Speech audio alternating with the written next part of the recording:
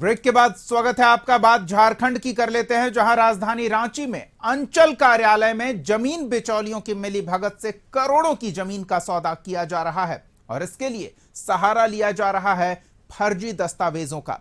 नगड़ी अंचल के तत्कालीन अंचल अधिकारी संतोष शुक्ला की मिलीभगत से करीब 2.5 एकड़ जमीन कोलकाता के लोगों को बेच दी गई।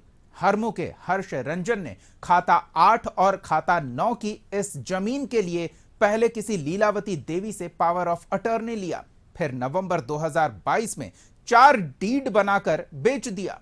जमीन लेने वाले व्यक्ति का नाम सौरभ सोमा और वीरेंद्र राय है। इसमें अंचल कार्यालय ने पहले दोहरी जमाबंदी खोली, फिर 26 साल का लगान रसीद काट दिया। देखिए ये खास खबर।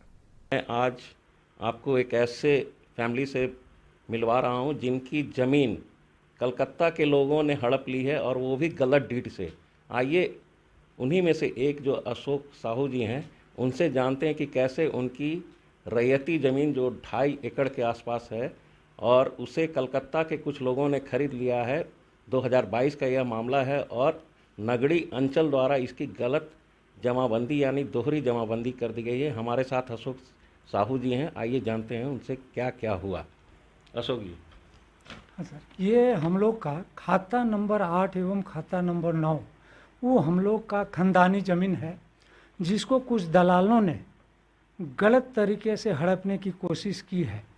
खाता नंबर 8 एवं 9 खतियानधारी मौसोमात अमृत, जिन्होंने 1938 में deed number 369, book number 1, volume number 12, page number 8485, date फरवरी 1938 में रकबा 74 खाता नंबर 8 के 74 डिसमिल सरेंडर कर दी। उसी तरह खाता 9 में मौसोमात अमृत ने deed number 370, book number 1, volume number 7, page number 254 एवं 255 फरवरी 1938 में 1 एकड़ 76 डिसमिल सरेंडर कर दी। सरेंडर करने के बाद उसको क्या बोला जाए, राजा द्वारा हमारे जो पूर्वज थे अनुआ तेली, जगतू तेली एवं Phaula Mahto, deed number 927, book number 1, volume number 14, page 10 से 12, डेट फरवरी 1940, तब से हम लोग का जो है उस पर जोत कब्जा चल रहा है। इस बीच जो है उस ज़मीन को अनुआ तेली के वंशज घासी महतो द्वारा 19 डिसमिल जमीन deed number 10/8/28, serial number 11/5/58, date November 1988 जो है वो बेच चुके हैं। और उसी ज़मीन को फौला महतो के उत्तराधिकारी जो अपना जो है ससेक्शन म्यूटेशन जो है 82.5 डिसमिल 1993-94 में वो करा चुके हैं। बाकी ज़मीन जो जगतू तेली का ज़मीन है उसको भी हम लोग फौला महतो की तरह ही 1922 में हम लोग जो है 2022 में म्यूटेशन के लिए डाले। उसमें जो हम लोग को वाद संख्या 1401 हम लोग को प्राप्त हुआ, लेकिन सीओ साहब ने उसको जो है देखने के बाद हम लोग से पेपर मांगे। फिर उसी बीच हम लोग का इसमें जो है म्यूटेशन में जो है विरोध प्रकट किया गया। पहले रांची में कोलकाता डीड के जरिए सेना की जमीन, बड़गाई मौजा की जमीन, सिरमटोली की करोड़ों की जमीन बेच दी गई। इस पर ईडी की जांच भी चल रही है। अब तक 16 लोग इस गोरख धंधे में गिरफ्तार किए जा चुके हैं। ये पहला मौका है जब रांची के फर्जी डीड से 25 करोड़ की जमीन 10 करोड़ में खरीद ली गई। जब मूल रैयतों को पता चला तो उन्होंने माथा पीट लिया। अशोक साहू और उनके रिश्तेदारों ने पुंदाग थाना, उपायुक्त, एसएसपी और मुख्यमंत्री कार्यालय तक शिकायत भी की, लेकिन किसी ने उनकी एक न सुनी। आइए देखते हैं खुद अशोक साहू अपनी पुश्तैनी जमीन की गलत तरीके से बिक्री पर कैसे सरकार और सिस्टम को कोस रहे हैं। हमारे साथ अशोक साहू के परिवार के ही एक रिश्तेदार हैं जिनका नाम आनंद कुमार है। जब ये अपनी ज़मीन पर वहाँ पे खेती करने गए, रोपा करने गए, तो पुलिस प्रशासन ने आकर इन्हें मना कर दिया कि आप इस ज़मीन पर खेती बारी नहीं कर सकते हैं।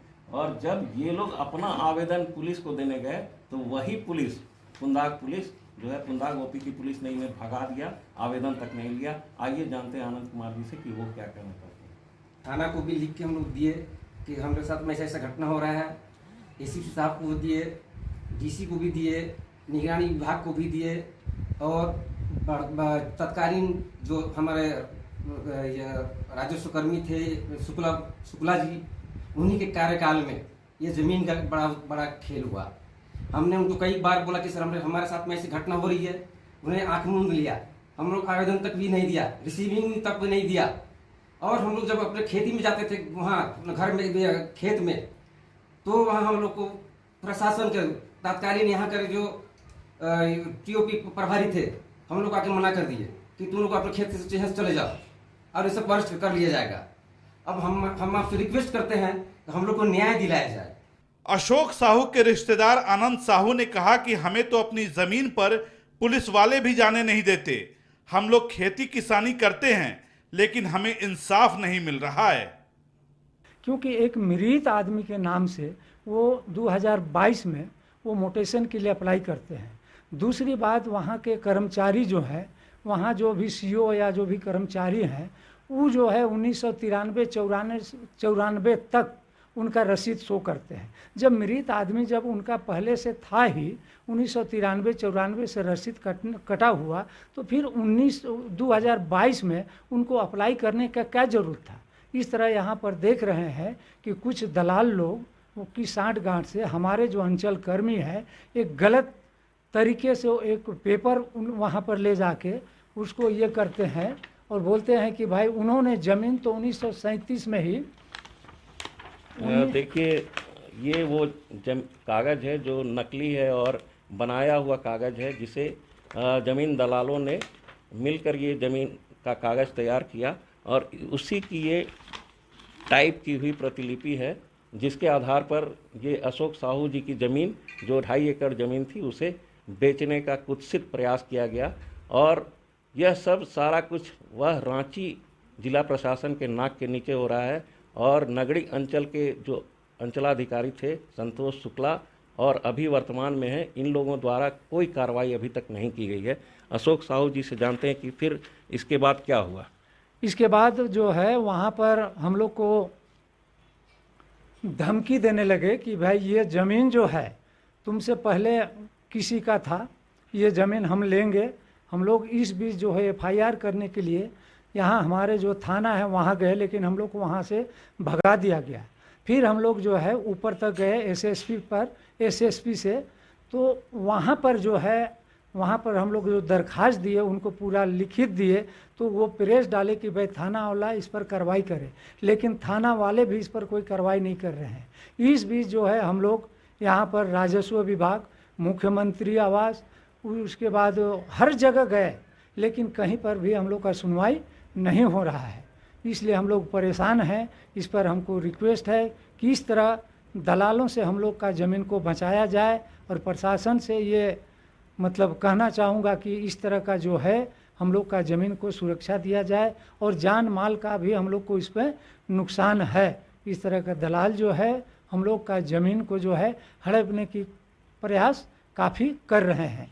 ये जो पेमेंट हुआ है ये सब फॉल्स हुआ है। लीलावती देवी या जो भी हैं उनके अकाउंट तक हमको नहीं लगता कि ये पैसा पहुंचा है। ये जो है अलग अलग बैंकों से उनको पेमेंट किया गया है, और एक ही दिन में लगभग 10 करोड़ रुपया का पेमेंट होता है। तो हमको मतलब रिक्वेस्ट है कि इसका जांच किया जाए। जो भी हमारे ईडी हैं या जो भी हैं इसको देखें कि भाई किस तरह हमारे गांव में जो है यहाँ पर पावर ब्रोकर लोग ज़मीन को खरीद बिक्री करते हैं, और एक किसान गरीब आदमी जो कोर्ट नहीं जा सकता है उनको परेशान कर रहे हैं।